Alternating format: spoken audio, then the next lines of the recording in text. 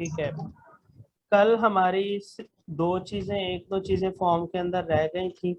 उसके अंदर ये था कि क्वेश्चन था आपका कि अगर हम कोई इनपुट दे रहे हो कोई फॉर्म के अंदर, लेट्स सपोज मैं कहता हूँ कि यहाँ पर मेरा फर्स्ट नेम है, तो वो फॉर्म तब तक सबमिट ही ना हो जब तक यूजर उसके अंदर एंट्री ना करे। ठीक है, तो हम इसको थोड़ा सा करके देखेंगे आज।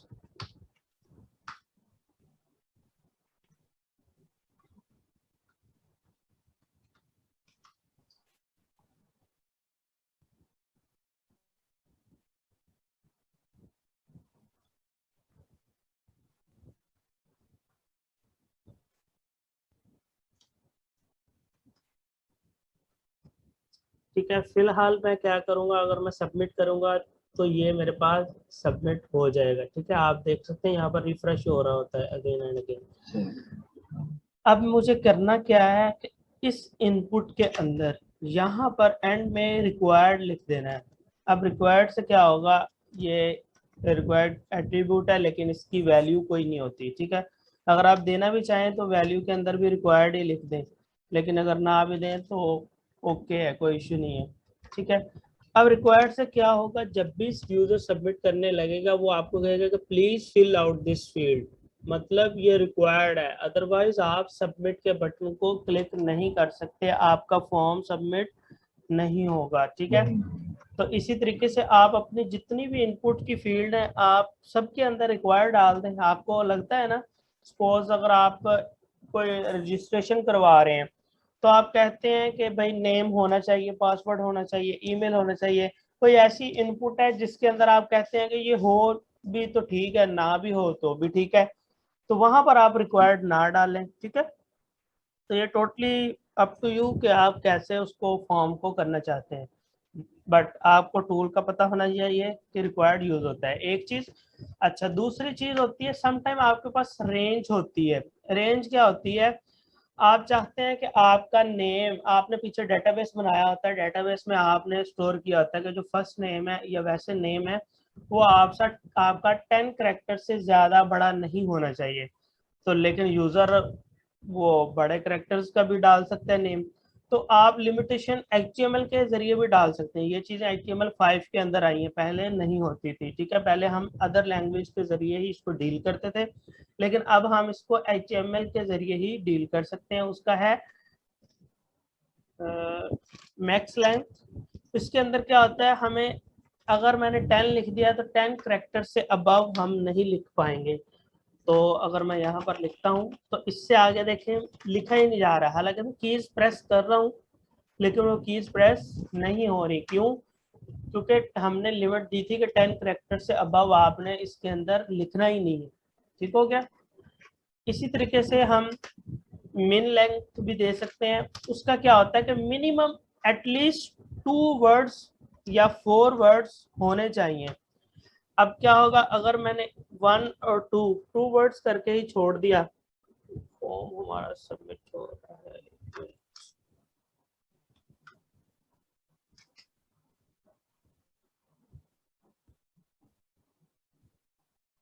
ठीक है, वो यहाँ पर क्या कह रहा है कि एटलीस्ट आपने मिनिमम कितने देने हैं, 4, यहाँ पर लिखा है 4 करेक्टर्स, और मोर 4 या 4 से ज्यादा आप जितने भी दे सकते हैं। ठीक है, और 10 से अबव फिर वही लिखे नहीं जाएंगे। ठीक है, तो आप अपनी रेंज ऐसे भी सेट कर सकते हैं। ठीक हो गया, ये चीज क्लियर होगी जी। ठीक है जी, हमारा फॉर्म का टॉपिक कवर हो गया और इसके अंदर कोई ऐसी चीज नहीं थी जो रहती हो। तो आज का स्टार्ट करते हैं। आज हमारा जो लेक्चर है वो सारा टेक्निकल है थोड़ा सा। तो उसके अंदर सबसे पहले हमारे पास आता है आईडी क्या होती है, क्लास क्या होती है, हमें टैग्स के अंदर फर्क देखना है कि ब्लॉक लेवल कौन सा होता है, इनलाइन कौन सा होता है। ठीक है, अब हम ग्रुपिंग भी करेंगे अपने HTML के टैग्स की। तो सबसे पहले आईडी क्या होता है। आईडी मैंने आपको बताया था कि कोई भी अगर टैग हो, कोई भी टैग, जरूरी नहीं है कोई वो फॉर्म का हो, इनपुट का हो, कोई भी टैग हो आप उसकी आईडी दे सकते हैं। अगर मेरे पास पी का टैग है, दिस इज पी टैग, ठीक है, तो आप उसकी भी एक आईडी दे सकते हैं। अब आईडी देने के रूल्स क्या है? नंबर 1 रूल्स ये है कि आप आईडी जो है वो 32 कैरेक्टर से ज्यादा नहीं दे सकते बड़ी, ठीक है, एक रूल हो गया। दूसरा रूल ये है कि आप आईडी के स्टार्ट में नंबर नहीं दे सकते, number not allowed, not allowed starting, ठीक है, स्टार्ट में आप आईडी के नंबर नहीं दे सकते। उसके बाद आप जो मर्जी दें, और स्पेशल कैरेक्टर्स नहीं आपने देने, यानी कि हैश वगैरह इस तरह के। तो ये आपके चंद रूल्स हैं जो आपने रखने हैं। दूसरा, यूनिक होनी चाहिए। यूनिक से मुराद है कि वो आपने पहले कहीं यूज ना की हो, ठीक है। तो मैं दे सकता हूँ P1 वैलिड है, मतलब स्टार्ट में आपने अल्फाबेट देना, उसके बाद आप नंबर जितने मर्जी डालते जाएं, ये आप पे है, पहले नहीं देना, ठीक है। यानी कि अगर मैं ऐसे लिख दूं 1P तो ये रॉन्ग हो गया, ठीक है। तो मैंने P1 दे दिया। तो इसी तरीके से अगर मैं यहाँ से इसको P2 दे सकता हूँ, ठीक है। तो जरूरी नहीं है मैंने P वाले करके देने, आप यहाँ पर ऐसे भी लिख सकते हैं, माई P कैपिटल करके भी लिख सकते हैं, ठीक है। तो माई P लिख दिया। जो भी आपको आपकी माइंड में आ रहा है कि यार ये आईडी होनी चाहिए, मैं इसको अंडरस्टैंड करूंगा, याद रखूंगा, तो आप वो आईडी दे सकते हैं, ठीक है। अब आईडी देने का मकसद क्या होता है? आईडी देने का ये मकसद होता है जब भी हम उस आईडी को हिट करेंगे, चाहे वो स्टाइल देना हो हमें सीएसएस में, या हमें कोई लिंक करवाना हो खास टैग पर, तो क्या होगा कि हम उस आईडी पर पहुंच जाएंगे डायरेक्ट। तो इसकी एग्जांपल मैं आपको 1 मिनट अभी देता हूं, आपको ज्यादा क्लियर हो जाएगा। हम कोई नेट से डमी डाटा उठा लेते हैं, विकिपीडिया से, लेट्स सपोज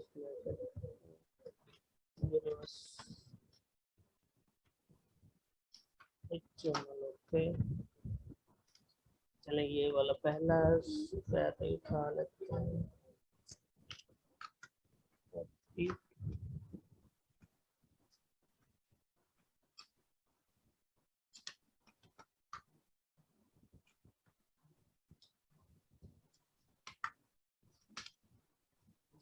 काफी सारे पैराग्राफ हमारे पास आ गए।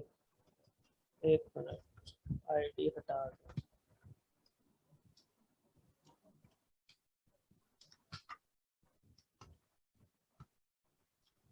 ठीक है, ये मैंने काफी सारे पैराग्राफ इसलिए डाले हैं कि थोड़ा सा स्क्रॉल डाउन हो जाए हमारी वेबसाइट,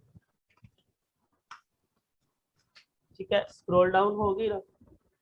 अच्छा, अब हमने क्या करना है, हम यहाँ पर एक लिंक जनरेट करने जा रहे हैं सबसे टॉप पे, ठीक है, एंकर का टैग लिंक, उसको मैं कहता हूँ गो टू बॉटम, मतलब आप सबसे एंड में अगर जाना चाहते हैं, ठीक है। तो सबसे एंड में जाने के लिए मैं क्या करूंगा, जो सबसे एंड पे पी होगा हमारा, सबसे एंड पे पी, उसको मैं टैग दे दूंगा, आईडी के एट्रीब्यूट दे दूंगा, और उसको मैं कहूंगा एंड। सपोज मैंने अपनी तरफ से आईडी का नेम रखा है एंड, ठीक है।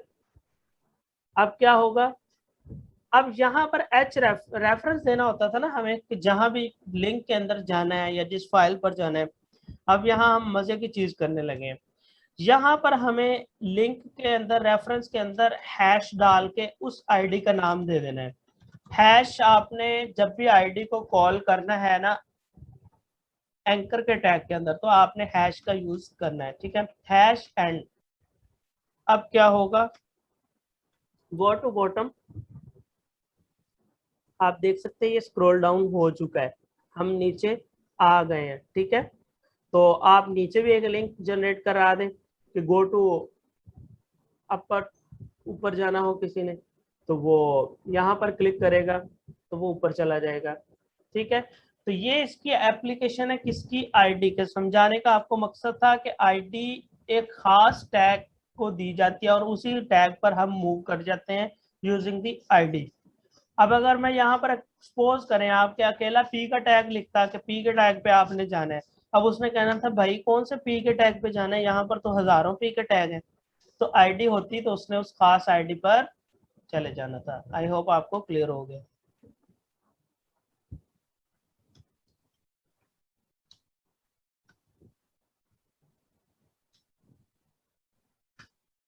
नेक्स्ट हमारे पास है क्लास। क्लास की एट्रीब्यूट किस लिए यूज होती है? क्लास इसलिए यूज होती है, ये हमारे पास काफी सारे टैग्स हों, हम उसको कैटेगराइज कर देते हैं कि यानी ये एक क्लास है, इस क्लास पर कोई भी खास चीज अप्लाई हो तो वो इस टैग पर अप्लाई होगी। ठीक है, पी टैग। अच्छा, अब आगे मैं कह देता हूँ हमने और कौन कौन से टैग पढ़े हैं, कोई भी और टैग बता दें। टेबल है, ठीक है, और H2 है, 3 है। अब मैं कहता हूं कि सिर्फ ये जो दो टैग हैं पी के और सॉरी H3 का, ये दोनों पर एक खास किस्म का कोई स्टाइल अप्लाई हो, या मैं कह देता हूँ कि इन दोनों का कलर सेम हो, टेबल का ना हो, यानी कि एक ये दोनों एक कैटेगरी के हो गए ना H3 और P, तो मैं इसको क्या करूंगा क्लास, इसको भी क्लास दे दूंगा और इसको भी क्लास दे दूंगा एट्रीब्यूट। अब मैं क्लास का कोई भी नेम रख सकता हूं, मैं कहता हूं माई क्लास 1, ठीक है, माई क्लास 1। अब क्या है, P का टैग और H3 का टैग दोनों माई क्लास 1 को बिलोंग कर रहे हैं, यानी अगर मैं माई क्लास 1 पर कोई भी फंक्शनैलिटी, कोई भी स्टाइल, कुछ भी अप्लाई करूंगा तो वो जिस जिस टैग ने इस क्लास को अडॉप्ट किया होगा उस टैग पर ये चीज अप्लाई हो जाएगी। क्लियर हो गया यहां तक?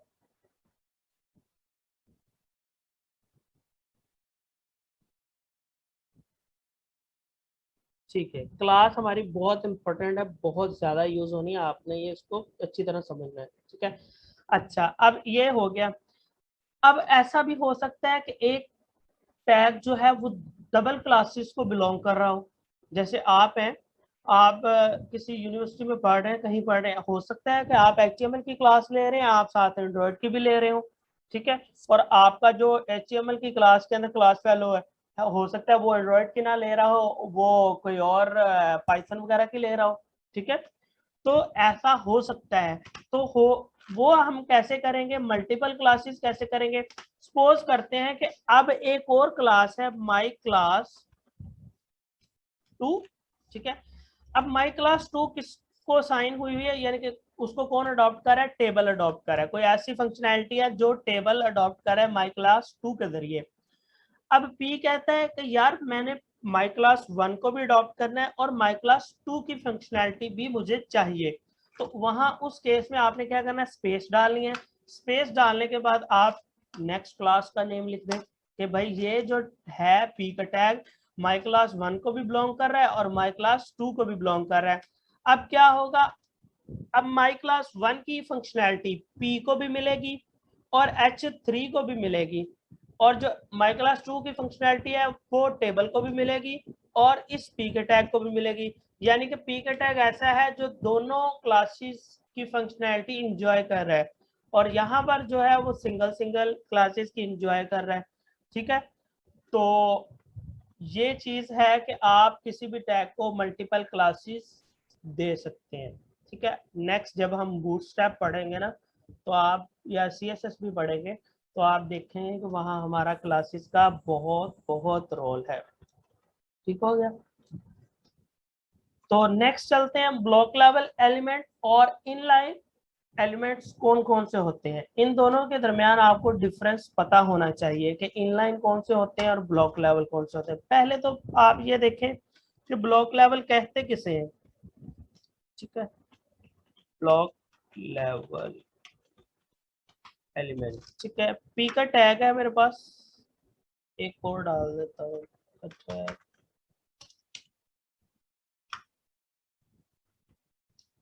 और यहाँ पर मैं डाल देता हूँ एंकर का टैग। ठीक है जी, इसको मैं लिखता हूँ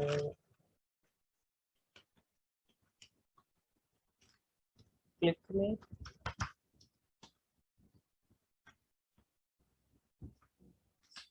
अच्छा जी, अब यहाँ पर इंस्पेक्ट करते हैं। आपने यहाँ पर जो नोट करनी है वो ये चीज करनी है कि आप हमारा कंटेंट कितना था, यहाँ से लेके सिर्फ यहाँ तक के ब्लॉक लेवल एलिमेंट, लेकिन उसने पूरी लाइन को ब्लू किया है, पूरी लाइन को ब्लू किया है ना। एक चीज आपने ये नोट करनी है। दूसरी, अगर हम नीचे वाले टैग पे आए तो सेम वही पैटर्न है कि हमारा कंटेंट इतना सा था और उसने पूरी लाइन को कवर किया है। अब आगे आ जाए ए के टैग पे। ए के टैग पे देखें, वो जिसको ब्लू ब्लू कर रहा है उतना ही हमारा कंटेंट है और उतने को ही उसने ब्लू किया है, उसने पूरी लाइन नहीं ली। साथ ही उसने आगे नया टैग शुरू कर दिया।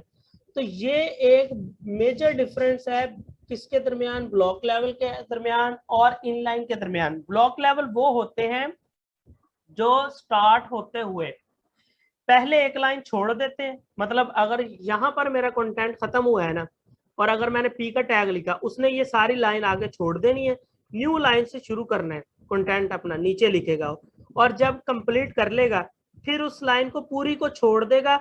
नया जो भी टैग आएगा उसको न्यू लाइन पे लिखने की इजाजत देगा। वो अपना एक पूरा ब्लॉक क्रिएट कर लेगा कि भाई यहाँ से लेके यहाँ तक मेरी मलकियत है।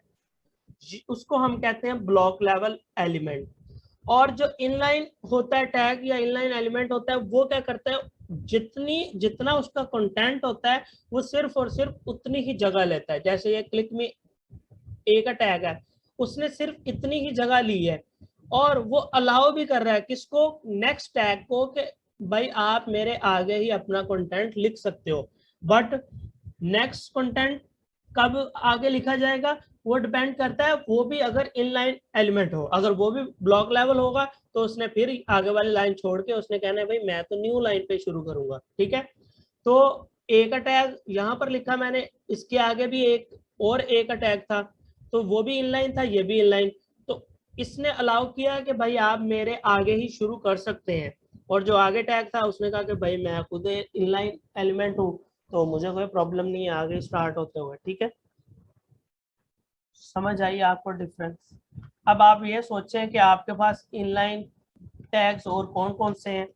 बी का टैग हमने बोल्ड के लिए यूज किया था ना, वो भी इनलाइन है। क्यों?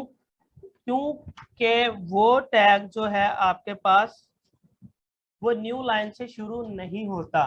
ठीक है, वो उस आपके कंटेंट को लेके बोल्ड करके आगे चला जाता है, वो न्यू लाइन पे नहीं जा रहा, वो भी आपका क्या है, इनलाइन है। यानी कि इनलाइन वो है जो जितना कंटेंट हो उतनी ही जगह ले, बस ये आपने याद रखना है।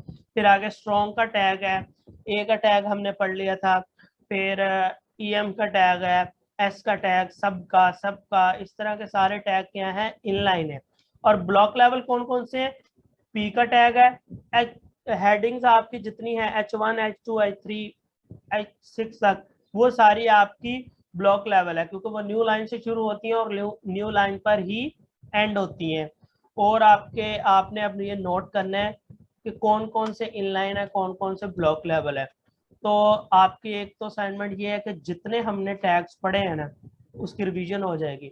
आपने सारे कैटेगराइज करके लाने हैं तो भाई ये टैग इनलाइन है और ये टैग ब्लॉक लेवल है। ठीक है, नेक्स्ट चलते हैं। नेक्स्ट है हमारे पास डिव और स्पैन। डिव का टैग क्या करता है और स्पैन का टैग क्या करता है। डिव का टैग बहुत इंपॉर्टेंट है। डिव का टैग बेसिकली है कुछ भी नहीं, नथिंग।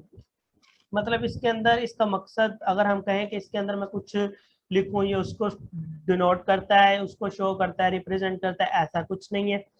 ये एक कंटेनर होता है। कंटेनर से क्या मुराद है, ये ग्रुप बना देता है हमारे काफी सारे टैग्स को। ठीक है, अगर मेरे पास यहाँ पर है H1 है, हेडिंग, P है, पैराग्राफ, और सो ऑन टेबल है या फलां फलां जो भी टैग है, मैं कहता हूं कि ये सारे टैग एक ग्रुप बना रहे हैं। ग्रुप से क्या मराद, मैं कहता हूँ यार ये हमारे वेब पेज का एक अलग पार्ट है, ठीक है। तो मैं उसको क्या करूंगा, एक डिव के टैग के अंदर रख दूंगा। क्यों रखूंगा, जब भी मैं उस डिव के टैग को आईडी दे के कॉल करूंगा, मैं कहूंगा कि फला आईडी को ये चीज, इस पर फंक्शनैलिटी अप्लाई कर दो, उसके अंदर जितने भी टैग हैं। तो क्या होगा, सिर्फ उस कंटेनर के अंदर जितने भी टैग्स होंगे उन पर वो चीज अप्लाई हो जाएगी। तो मैं डिव का बेसिक मकसद क्या होता है कि वो सिर्फ और सिर्फ ग्रुप बना देता है एक, ठीक है।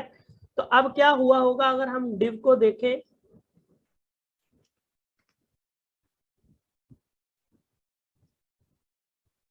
ये देखें, अगर मैं डिव को देखता हूं तो यहाँ पर लिखा आ रहा है डिव।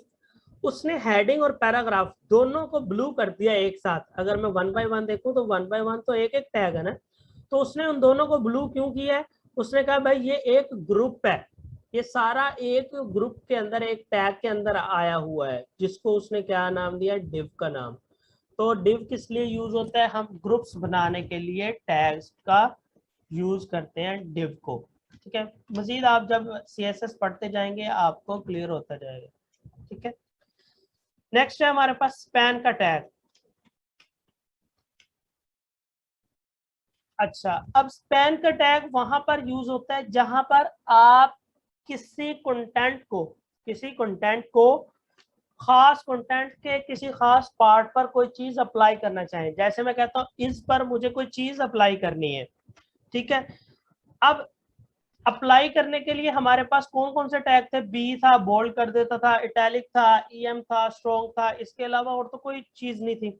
लेकिन अगर आप कोई ऐसा स्टाइल देना चाहें या ऐसी उस पर फंक्शनैलिटी देना चाहें जो आपको किसी और टैग के अंदर नहीं मिलती, मतलब आप अपनी कस्टम फंक्शनैलिटी देना चाहते हैं किसी खास कंटेंट पर, तो आप क्या करेंगे, उसको एक खाली कंटेंट के अंदर, खाली टैग के अंदर, स्पैन है खाली टैग है, मतलब जो कुछ भी नहीं करता, सिर्फ आप किस लिए यूज होता है, किसी भी कंटेंट को होल्ड करने के लिए। तो आप उसको स्पैन के अंदर पकड़ लेते हैं कि यार स्पैन के जरिए मैंने इस कंटेंट को पकड़ लिया। अब ये देखना है, ये यहाँ पर कोई इफेक्ट नहीं करेगा, यहाँ पर आपको नहीं शो हो रहा कि इसको किसी टैग ने होल्ड किया हुआ है। क्यों, क्योंकि स्पैन एम्प्टी टैग है, मतलब खाली है, इसका कोई मकसद नहीं है। सिर्फ ये क्या करता है, कंटेंट को अपने अंदर रैप कर लेता है, अपने अंदर जज़ब कर लेता है, बस, और कुछ भी नहीं करता है। अब इसकी एप्लीकेशन क्या है कि सपोज करें दिस इज पैराग्राफ, आपके पास एक सेंटेंस लिखा है, मैं कहता हूँ इस पर कोई आप कस्टम फंक्शनैलिटी फलां फलां अप्लाई करें। अब आप सोचेंगे कि यार मैं इस तक पहुंचूं कैसे, टारगेट ये है कि इस तक पहुंचू कैसे, पहले आपको इसको इस तक एक्सेस करना है, फिर आप उस पर फंक्शनैलिटी अप्लाई करेंगे। तो उस तक पहुंचने का वह तरीका क्या है कि आप उसको एक खाली टैग स्पैन के अंदर रखें और उसके बाद स्पैन को आईडी दे दें, ठीक है। तो आप डायरेक्ट इस तक पहुंच गए ना। तो ये इसकी एप्लीकेशन है, फर्दर CSS पढ़ते जाएंगे आपको क्लियर होता जाएगा, ठीक हो गया। नेक्स्ट हमारे पास आता है आई फ्रेम, ठीक है। आई फ्रेम क्या है, आई फ्रेम ये होता है कि हम अपनी वेबसाइट के एक पेज को दूसरे पेज के अंदर डिस्प्ले करवाना चाहें, तो हम कैसे करवाएंगे, मैं उस कह देता हूँ आई फ्रेम, ठीक है। आई फ्रेम के अंदर हमें SRC देना होता है, सोर्स देना होता है। तो सोर्स के अंदर आप अपने पेज का नेम दे सकते हैं, मैं उसको कहता हूँ कि assignment1.html जो है आप वो यहाँ पर शो करवा दें, ठीक है। और यहाँ पर लिख दें असाइनमेंट नंबर 1। उसके बाद आप इसकी हाइट विड्थ भी दे सकते हैं अपने हिसाब से, और ये भी लिख सकते हैं कि ये स्क्रॉल डाउन है या नहीं, ठीक है। आपकी जो असाइनमेंट 1 थी वो सारी इसके अंदर आ गई, ठीक हो गया जी। अब आपको अंदाजा हो रहा होगा, जो W3 स्कूल की वेबसाइट अगर आपने किसी ने देखी हो, तो वहां पर एक साइड पे कोड लिखा होता था और एक साइड पे उसका आउटपुट आ रही होती थी।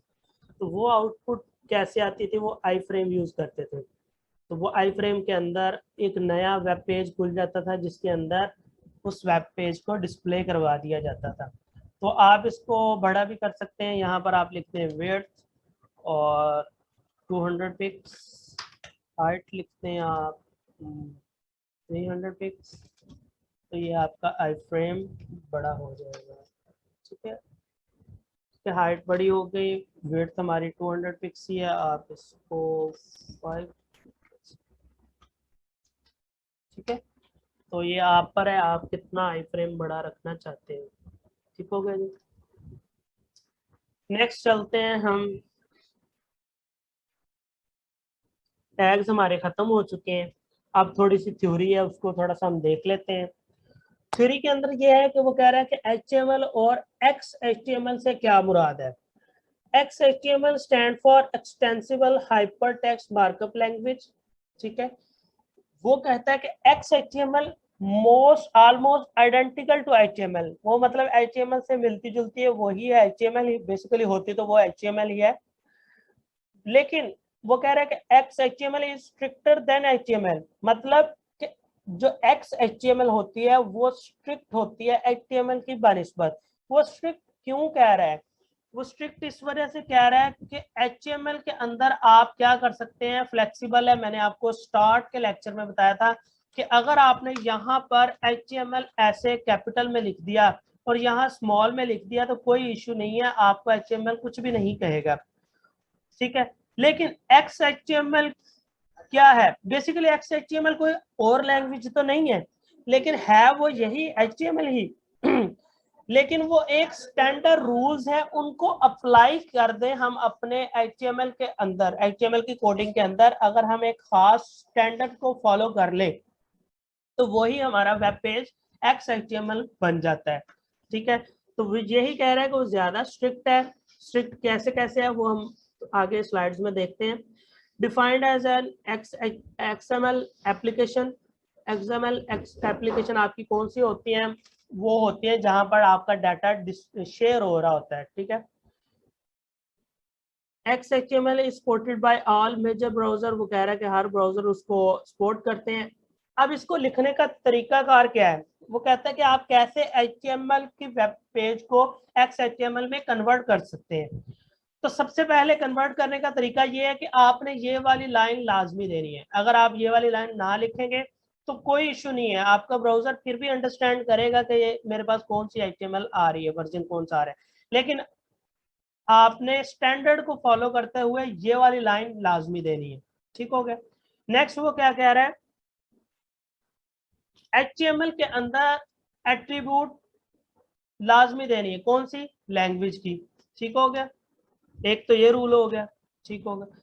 नेक्स्ट आपके पास वो रूल क्या रहा है कि HTML हेड, टाइटल और बॉडी का टैग लाजमी देना है। अगर आप ये HTML का टैग ना लिखें, डायरेक्ट आप हेड और बॉडी दोनों अलग अलग लिख दें तो भी आपका वेब पेज चलेगा। लेकिन वो कह रहा है कि आपने स्टैंडर्ड को फॉलो करना है, HTML का टैग देना है और हेड का अलग से देना है, बॉडी का अलग से देना है, टाइटल का भी देना है। ठीक है, एक तो ये रूल हो गया। नेक्स्ट वो क्या कह रहा है, element must be properly nested, element must be, वो कैसे, अगर आप देखें हमारा सबसे पहले टैग कौन सा है, HTML का है, उसके अंदर हेड का है और उसके अंदर बॉडी का है। अगर मैं इस बॉडी का टैग को HTML के बाद क्लोज करूं तो क्या ये वैलिड होगा, नहीं, ये इनवैलिड होगा। क्यों, क्योंकि जो इसके अंदर HTML के अंदर बॉडी स्टार्ट हुई तो उसको HTML के अंदर ही क्लोज होना चाहिए था। तो वो यही चीज कह रहा है कि जो भी आप टैग यूज करें वो प्रॉपरली नेस्टेड हो, यानी कि जो टैग जिसके अंदर आ रहा है वो उसी के अंदर क्लोज हो, ये ना हो कि वो अपने पेरेंट के बाहर जाके क्लोज हो रहा हो। ठीक है, आगे वो कह रहा है कि HTML element must be always be closed, वो कह रहा है कि जो भी HTML का टैग है वो क्लोज होना लाजमी है। यानी कि अगर आपने यहाँ पर HTML का ओपनिंग दिया है तो आप क्लोजिंग ना दें तो भी कोई इश्यू नहीं है। लेकिन वो कह रहा है कि आपने जो भी टैग ओपन किया है उसको अपनी रिस्पॉन्सिबिलिटी के साथ क्लोज भी करना है।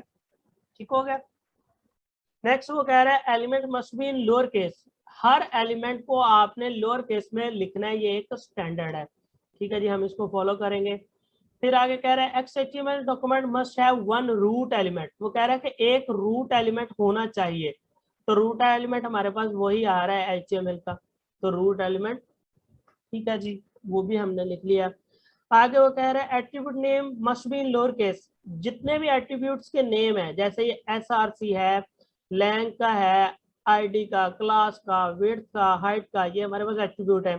वो कह रहे हैं कि ये भी लोअर केसेस में होने चाहिए। आप इसको भी बड़े कैपिटल में लिख सकते हैं, लेकिन वो कह रहा है कि ये भी चीज लोअर केसेस में होनी चाहिए, स्टैंडर्ड है ये। देन वो कह रहे हैं attribute values must be coated. जो एट्रीब्यूट की वैल्यूज हैं वो आपने डबल कोटेशंस के अंदर लिखनी है। अगर मैं ये ऐसे लिख दूं ना 500 पिक्स, तो भी वर्क करेगा, वैलिड है। और अगर मैं इसको सिंगल कोटेशंस के अंदर लिख दूं, ठीक है, ओके, यहाँ पर ऐसे, तो भी वैलिड है, तो भी आप इसको यूज कर सकते हैं, लेकिन आपने हमेशा डबल कोटेशंस के अंदर लिखना है। लास्ट वन है एट्रीब्यूट मिनिमाइजेशन इज फॉरबिडन, ठीक है। एट्रीब्यूट अगर आपने कोई भी की है ओपन, तो उसको भी क्लोज करना है, यानी कि ये ऐसे कर दूंगा तो भी आपका इनवैलिड हो जाएगा। तो ये कुछ खास रूल्स हैं जो आप अपने वेब पेज के अंदर HTML को लिखते हुए अप्लाई करेंगे। तो जब आप ये रूल्स अप्लाई कर देंगे तो ऑटोमेटिकली आपका वेब पेज HTML से XHTML में कन्वर्ट हो जाएगा, यानी वो एक खास स्टैंडर्ड को फॉलो कर रहा होगा। तो आप फिर उसको किसी भी ब्राउजर में कहीं भी जो भी करेंगे तो आपको परेशानी नहीं होगी। क्यों? क्योंकि आपने जो रूल्स हैं उनको फॉलो किया होगा, ठीक है जी। इसके साथ हमारा HTML का सफर खत्म हो गया।